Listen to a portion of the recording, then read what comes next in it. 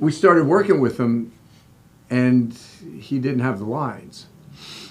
He just didn't have the lines. And then he says, well, I'm relying on you. You're my coach. And I'm just like, listen, I'm good, but, you know, that's like supernatural power right there. You know, it's like, you got to do the work. And so I don't know that he was as serious as now he knew he needed to be in order to do this. And a lot of times actors, they don't take themselves, they think they're better than they are and don't take the training and the work as serious as they need to until that unexpected audition shows up. And it pops up and it's there. And you see that audition and you're like, oh my gosh, I got to get with coach. I got to get in there. And now, you know, it's like trying to have an all-day turkey for Thanksgiving cooked in an hour. You're not going to do it. It's just not going to happen. And so he was a trooper. He was a trooper. He powered through there. But what I had to do to save it is I threw another camera on him and shot him from the side. And then we faked all of his dialogue to a script. And he read the script with a side camera. So I could use that to save it. And then I tried to get as many forward shots as I could. And then we had to fill it in with special effects and title cards and things like that to actually came out great. But man, the amount of work that it went in, it wound up doubling the price of the video. They didn't have the budget for it, so we wound up getting shellacked on that part. But where the learning lesson is for you guys is sometimes we don't prepare for things until they're right upon us.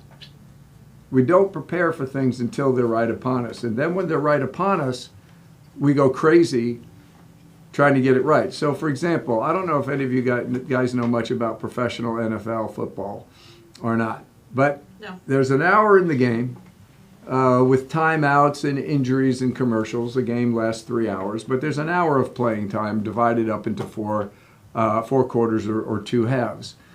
And what's interesting to me is you watch these games that come down to the wire, but the intensity doesn't usually get turned on until like the last 2 minutes of the game.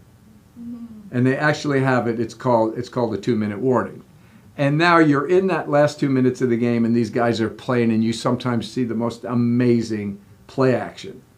And I think to myself, if you had started the game like that, we might not be in this predicament. Now, I'm not a professional football player, and I don't coach the game, and I imagine there's more to it than that, or otherwise, why wouldn't they be doing it? But it's just the way that it comes across. And you guys know it as well when you've done term papers. You know, you get the professor gives you 2.5 months to have the term paper ready, and you're slamming Red Bulls the night before, staying up and dragging your butt in there to get the paper on his desk on time. It's just kind of the nature of how we do things unless you change that nature. And if you change that nature, which comes down to time management. Time management is huge. Energy management.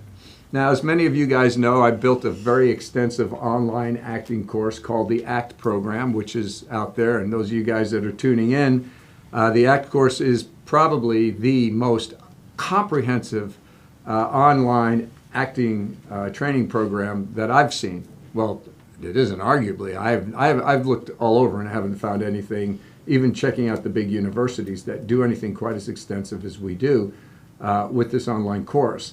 And you can check it out if you're watching at CBSiAct.com, CBSi Act. And you can check it out. But in that course, now this is an ACT course to teach the art, craft, and technicalities of on-camera acting. I've studied hundreds of industry professionals, years of research, team of coaches, everything to put that together. And the first lesson, the first thing you're going to learn is time management. You go, well, why would you start off an acting course with time management? Because I believe in building things from the bottom up. And if you don't manage your time, you're not going to get the use out of the course. You don't manage your time properly, you're not going to get the most effective use out of anything that you do. Time management is so stinking huge. Now, I'm just going to say it, and I hope he's watching. We have an actor in the studio that can't get here on time, won't get here on time. And he's been sat down and talked to on numerous occasions about getting here on time. And finally, I said to Celine, because Celine was coaching the guy, I said, just let him go. If we can't teach him, we can't teach him. I said, let him go. So she goes to let him go, which takes another 5,800 emails to actually let him go, because we're just saying it doesn't seem like this is the right studio for you. Well, you don't understand. There's no way that I can just promise I can get there on time every single time. And Celine goes, what do I say, Coach? I said, tell him to leave early. She goes, I did. Just leave early. Well, then set his call time a half hour sooner than it actually is. You know, it's like all these crazy games that we're playing, and he left with this. I don't want to leave the studio. I love you guys. I love what you're doing. I don't want to leave the studio, but I cannot promise you I can get there on time every time. And I said, well, you know, if it's a job, you'll get fired. So what do you want to do with that? We're trying to train you not just how to act, but understanding the nature of the business and working as a business professional. Because you can't just learn how to shoot a gun and then you're you can't learn how to stick a hypodermic needle in somebody's arm and call yourself a nurse. There's more to the game than that. You guys have to learn and understand.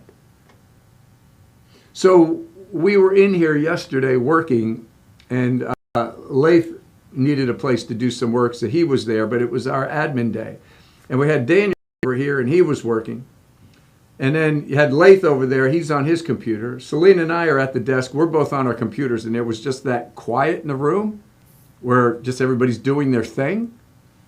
And then Laith said, look at us, all in here, doing business.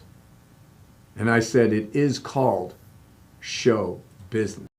This is the business part of the show. You got to do all of it. So time management is so huge in you being able to create time and then staying committed to that time so that you're honoring the work that needs to be done, and then putting, and I was going to say barbed wire, and I went to putting an electric fence around that time perimeter, because no phone calls are going to pull you away. Nothing's going to come and grab the time. Oh, the dog looks so cute, he needs to be played with. And now you're being pulled out of that. Oh, yeah, oh, look at this text. And now what's happening, these are called breaches. And your concentration is being breached. Now the problem is, these things have conditioned us to get breached. Now breaching is a part of life. Breaching is a part of life. And it can't be. How would you like a surgeon working on something crucial on you? You're having a knee surgery. You know, you want to be able to walk right. And then right when he's getting to the critical part, he goes, oh, I think I'm going to text my wife. Check out who's talking to me on Facebook. Oh, I just got an alert in my little doctor's schmuck thing that they wear, those hospital pants, whatever they're called. That would be crazy. People at levels of the game are not going to breach their concentration. Actors need to learn the same thing, because when you get on set, that same conditioning is going to be there. Now the camera's on you, the lights are on you, now everybody's there, everybody's watching you, and there's that, I need that serotonin fix. I need that shot. I got to check what's going on. And now you're falling out of the concentration. It all works together as a whole, guys. It all works together as a whole. You have to have the time to put into the work, to your preparation, to your rehearsals. You have to do it. Now there's another, and it's called, you got to get in the reps. You've ever heard that before, but you got to get in the reps. And I mean, basically what that means is the necessary in that athlete, or is the athlete with more reps going to take them out? Because when you get to a certain level of professionalism, when you're looking at peak performance, and that's what competition is. Whether it's a chess game that has to do with mentality, tennis, which has to do with everything. Tennis is amazing if you really stop and think about it. It's one of the sports where one player's against one player with complete criticism, and they have no access to anybody else. They can't talk to another player, they can't talk to a coach, they can't talk, there is no owner, just them. And if they're in a competitive match, that thing can go on 6 hours. I mean, there's an appreciation for professional tennis. That's insane. Seriously, I mean, when you stop and think about it, what's where's more endurance? I mean, it's just basketball I thought was crazy. Boxing's crazy, but tennis, seriously. I mean, you just don't stop. And in a competitive game, hours and hours. Crazy stuff. But we challenge ourselves mentally, emotionally, physically. Ability like these, what do you call it? These ninja games where they got to go through the obstacle courses. You know, we're constantly challenging ourselves. And when you competitions, the whole point of a competition, even a game show, the whole competition is, okay, you should be prepared to be your best going against other people who are prepared to be their best to see exactly who is the best on any given Sunday. It's a football. Actors, you get that mentality, you can cut through the chase. You can just you'll be the wheat and the chaff. You will separate yourself because it will be on you. It will be part of your discipline. It will be part of who it is that you are and what you do. You know, there's a lot of people out there with stories. There's an article that came out years ago when I was working as an actor in a magazine, and it said, the top 100 things for actors to do when they're not working. It was just one of those feel-good support articles that came out in one of the trades. And you know, it said, they were artist adventures, basically, is what they were. You can do this, you can do that, you know, that. And I remember the one that stuck out of the 100 that I read. It said, sit in a coffee shop and see how long it takes before somebody is pitching a screenplay. Everybody's got a story.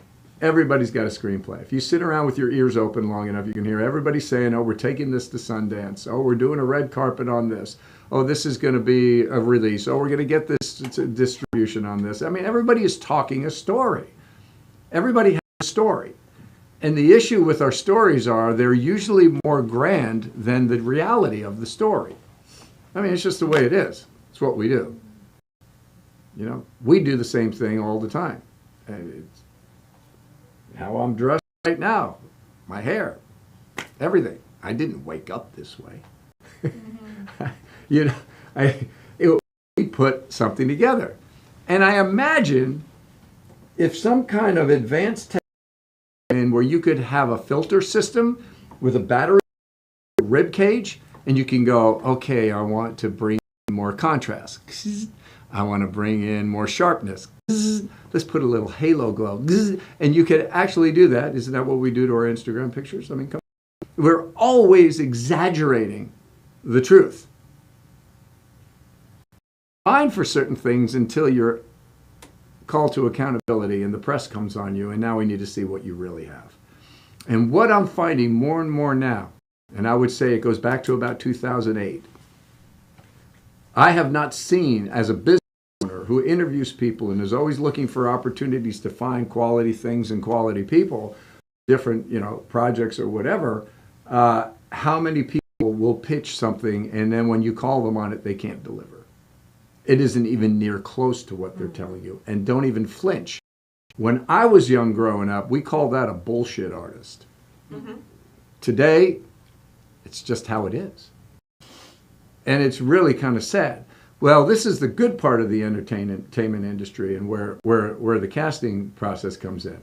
That's the job of the casting office, is to put you in the presses and say, okay, I read your resume, you're a Mrs. Cutie.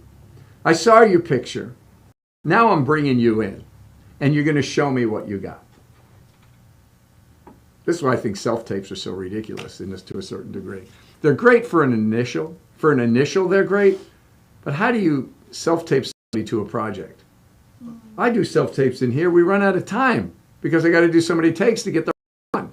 You walk in a casting office, you get one shot, maybe a redirect. You're out. They can see what you can do under pressure. Mm-hmm. And you have to be able to do. I was talking to somebody. They said, Coach, would you look at my self-tape? I said, yeah, sure. Show me your self-tape. They said, oh, I said, that's pretty good. I know. I actually did 90 takes to get that. Oh, my God. And I'm like, are you bragging? Are you bragging? And maybe it wasn't 90. It was like 70. It was some high, ridiculous number.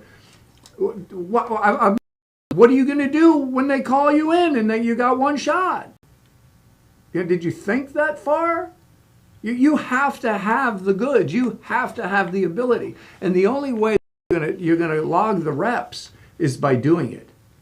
And that's why I try so hard here to provide a home course for you to study, to do the artist adventure, to give you guys assignments so that you have reasons to be working on things.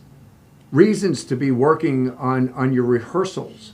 Rehearsals, when I was coming up, you loved getting together with your scene partners. I mean, it was just, at least the actors I hung out with and me, be like, let's rehearse, cool, we get to act. Now it's like, did you rehearse? No. Did you rehearse? No. Did you rehearse? No. Well, we talked on the phone. I'm like, what do you plan on getting done? You're not utilizing me when you guys do that, or any coach, wherever you're watching this, you're not utilizing your coaching, the coaches effectively. Every so often I'll hire coaches for different things, and I was in a routine with my working out, and I just needed to hire a coach.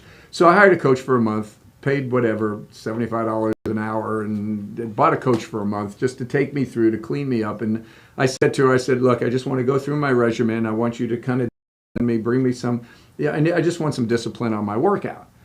All right? And she says, okay. And I'm like, I'm ready to go. I'm going to get an hour at this. Let's go. First thing that we do, she goes, I want you on the treadmill. I'm like, well, I walked here. Does that count? She goes, no, get on the treadmill. So I'm on the treadmill, and she's standing next to me, talking to me, and I'm on the treadmill. 5 minutes. But I'm going, I'm good. Why are we doing this? Because you have to be warmed up on the treadmill. I said, I'll tell you what. Let me warm up. And when I come in here, I will be warmed up, ready to go. I don't need her standing there and paying for time that I bought to have her do what I can do on my own. I mean, is this just me? Am I the weirdo over here? I mean, why do I do that? That doesn't make any sense to me. And I see these people in the gym all the time. They're in there talking to their trainer. The trainer's on the phone going, yeah, good. And I'm going, well, that's wrong right there. And then the other person's just kind of chatting. And I'm going, where's the intensity? Well, this is called training, right? There should be intensity. Well, no, we don't like intensity. That doesn't feel good. It's not comfortable. Human beings are addicted to comfort and entertainment. It is absolutely ridiculous. I did not watch TV through the 80s and through the 90s at all. I didn't start watching Seinfeld until the reruns. And people were like, why? I said, because I'm trying to get on television. I don't want to sit around watching. And I would be working at it. And I got on TV. And I was on TV for a long time. It's a big, long show. No commercials. No. So what I want you to walk away with, guys, is just a little bit of a kind of a kick in the butt as well as encouragement. That the way these things are going to work out for you is when you are logging the reps. You got to log the reps. You got the time. I was in here last night and getting ready to leave. The guys came in here and it was Daniel Connor and they were like, could we use the studio? And I'm like, well, it would have been good to clear it first. I say, yeah. I thought I was going to be in here working by myself, but that's okay. You can have the studio.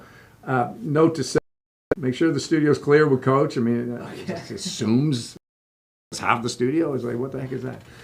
You can if it's available, but at least make sure it's available, okay? If it's available, you can use space, but make sure it's available. And so I'm wrapping what I'm doing, and I'm watching the boys work on their scene. And I'm going, yeah, good. Get in here. Work this out. Drive these lines. Work with each other. Keep looking, unfolding, discovering, going. Keep going. I love that.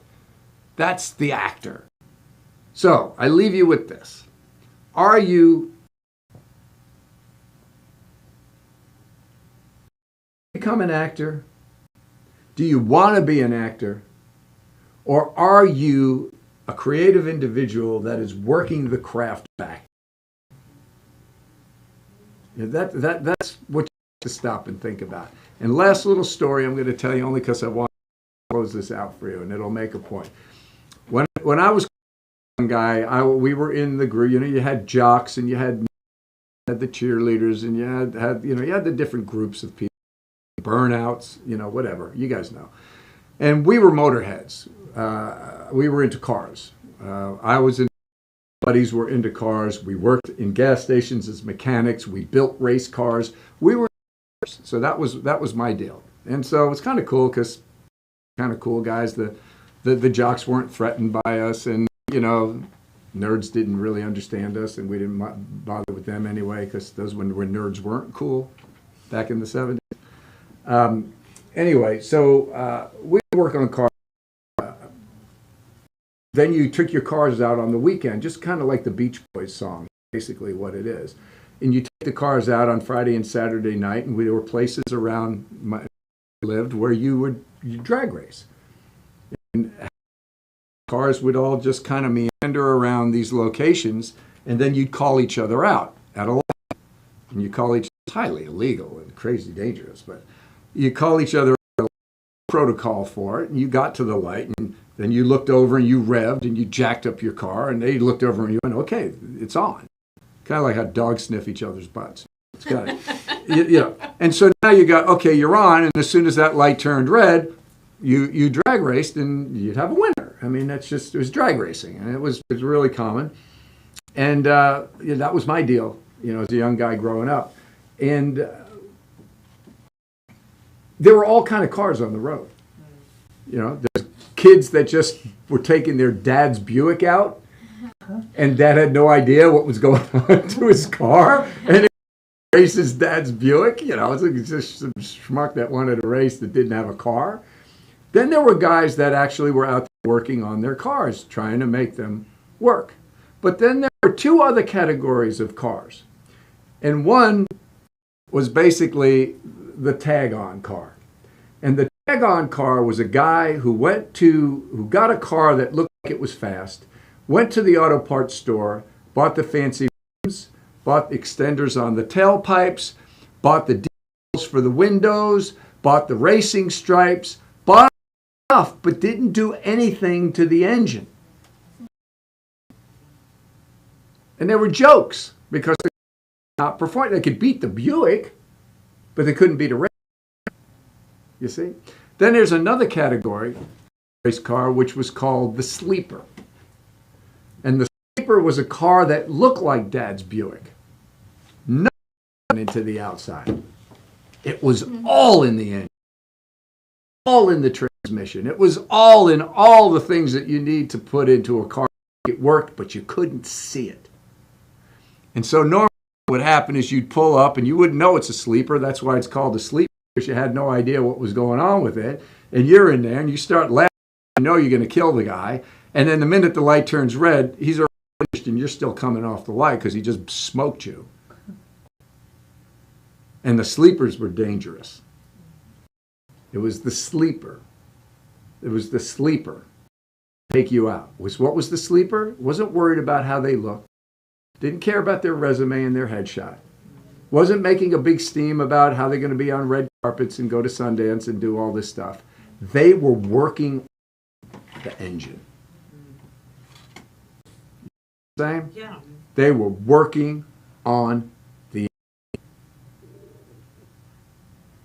I got a guy trying to get into the studio.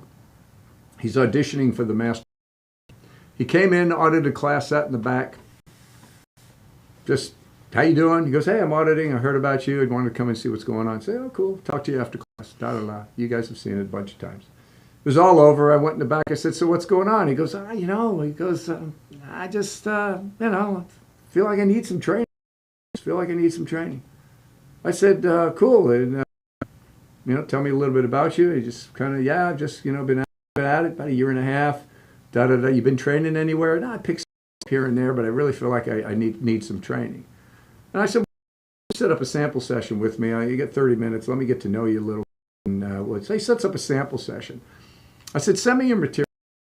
So he sends me his materials, and this guy is all over TV and all over. He's got IMDb list. He's on all these television shows. He's doing all this stuff. I'm just like, shit. The guy walks in, and I'm like, Raphael, what's going on here? He goes,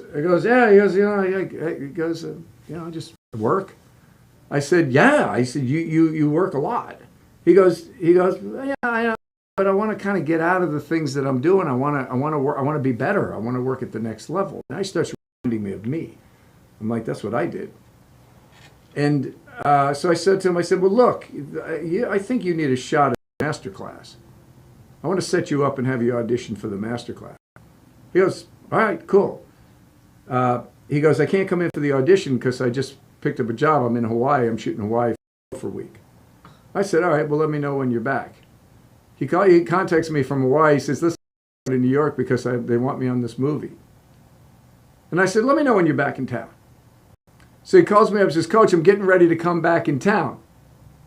He says, what's going on with the master class? I said, why don't you do this? Let me know when you're in town. Check out what's going on. And when you feel there's a clearing and you can study, give me a call. He said, I'll be back in town on Tuesday. He calls me on Tuesday. Or he said Friday. I said, I'm available on Tuesday. He calls me on Tuesday and says, hey, Coach, I'm really excited about getting in that master class. I got a monologue ready to go. And but I picked up another film. I'm going to be shooting in New York for a week. But I'm so excited to get in there and start working with you. This guy's got it right. He's one of the very, very few that works the right way. Working the understated, you'd never know it, total sleeper, guys working all the time and trying to get in an acting class. People come in an acting class and they're trying to get work. Okay, now what's up? I don't know. He's just got a look. He's got enough of an ability where people book. He's got momentum, and he's just going from job to job to job to job right now. And he's a busy working. And the master class is saying, does this guy come in? And I said, can't bring him in now. He'll disrupt the class. He's not consistent. We need a certain amount of consistency. I mean, you can look for work here and there, but you can't constantly be out and just show up every once in a while. I mean, you got to kind of work around it. And he happens to be working on a lot of Thursdays. So I want you to look at what type of a car you're going to be. What kind of car are you going to be? All show? No go? Little bit of go? Some go? A sleeper? What are you? See, now at this point, you're supposed to say, well, Coach, what car did you have? What car did you have, Coach? Can I share? Absolutely. All right, I will share. It's one of my many claims to fame. I drove a 1970 SS Chevelle 396 with a 402 built-out engine, dual quads with a 456 rear end, slapstick tranny. Just to tell you a little bit about it. The car was completely stripped down and painted jet black. It was sleek. It looked cool. Wasn't overdone, and it wasn't a sleeper. It was a sleeker. It was a sleek-looking car. And my claim to fame is it was the fastest car in my era in New York and arguably in the state. Somebody told me it's the fastest car in the state, but I don't know that that's true. But it definitely was the fastest car on Long Island, and guys would come from all over the island to race me. Wow. And yeah, I was the fastest car. And it looked great. So that's ideal. You want your headshot looking great. You want your resume looking solid. You want your package design looking impressively cool, not overstated, not understated. You find your lane and you run in your lane. And then you get what you get. You get what you get. So, real quick extra story, because this is really fun. This one guy was after me. He was after me, and he had the fastest car in Long Island. And I never wanted to run into him, because he had the fastest car and I didn't want to get beat. And I was minding my own business with my buddies running down Route 110 in Huntington, New York. And somebody said, Clay, he's behind us. And I looked and oh shit, there he is. And he was looking, I found out later he came looking for me. And he found me and he calls me out. It's like gunslingers in the Wild West. And he calls me out and I'm going, all right, here it is. This is the big.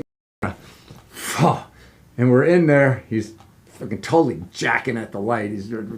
Now we're in there, and freaking the guy takes off. The light change. He takes off, and he dies, and I fly right by him. The rear end of his car fell out. He torqued out so much he lost the rear end. He probably would have beat me, but he lost me. And then he tried to say how he was still faster off the gate than I was. I said, your car blew up. You lost. Would he have beat me? Probably. But he didn't. And that's how it comes down in the auditioning process, guys. You don't know. It's going to come down to you and another person. As Vin Diesel says, it's not about the car. It's about the About the driver. driver. It's about the driver. Yep. And the car helps. You're getting a little Vega and you drive around. Yeah. Okay. So I want to encourage you guys with that, because it's like you're doing the work. Sometimes you think, oh, I got to do enough to please Coach. You're not in here to please me. I'm not here asking you to please me. You're not. That's not the job. The job is you bring in what you've done. How can I help you get it to the next level?